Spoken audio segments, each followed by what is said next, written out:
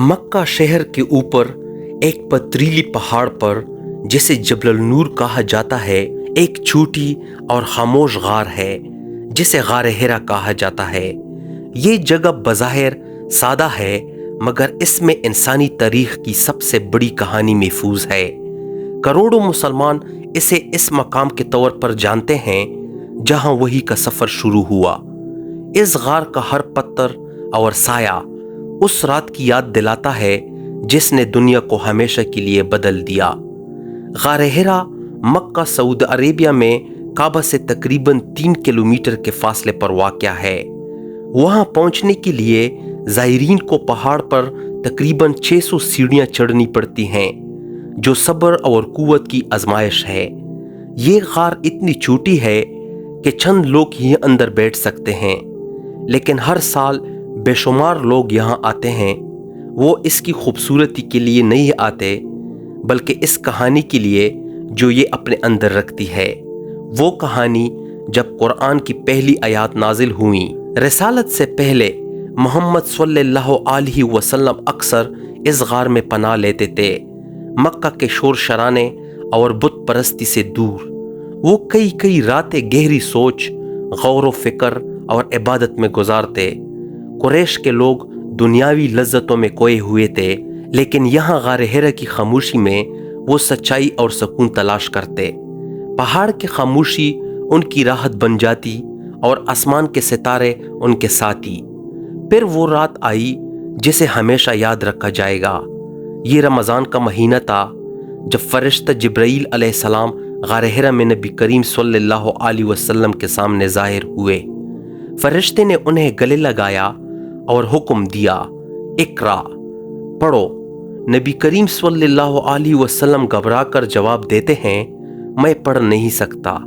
ये हुक्म बार बार दोहराया गया, यहाँ तक कि कुरान की पहली आयत नाजिल हुई, पढ़ो अपने रब के नाम से जिसने पैदा किया, इंसान को जमे हुए खून से पैदा किया, पढ़ो और तुम्हारा रब सबसे ज्यादा करीम है। गार के अंदर इस लम्हे इस्लाम की पैदाइश हुई।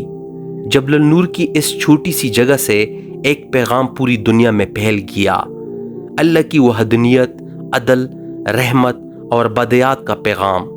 गार हिरा सिर्फ एक गार नहीं रहा, बल्कि वही का गहवारा बन गया, वो जगह जहां इलाही नूर पहली बार इंसान के दिल पर उतरा।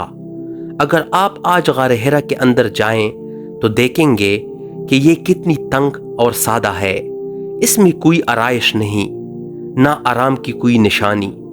पथरीली दीवारें खुरदी हुई हैं और जमीन ना हमवार, लेकिन यही वो सबसे बड़ा खजाना अता किया गया, कुरान। ज़ायरीन जब अंदर दाखिल होते हैं तो अक्सर एक अजीब सा रूहानी एहसास महसूस करते हैं, जैसे वक्त इन पत्थरों के अंदर थम गया हो। रात के वक्त गार हिरा से मंजर दिलकश होता है। नीचे मक्का की रोशनियां जगमगाती हैं और ऊपर आसमान बेशुमार सितारों से चमकता है। कोई तसव्वुर कर सकता है कि नबी करीम सल्लल्लाहु अलैहि वसल्लम भी इस तरह आसमान को देखते होंगे, सच्चाई तलाश करते हुए, हिदायत के मुंतज़िर। पहली वही की वो रात सिर्फ सितारों की रात ना थी, बल्कि वो रात थी जब दुनिया को इलाही नूर मिला।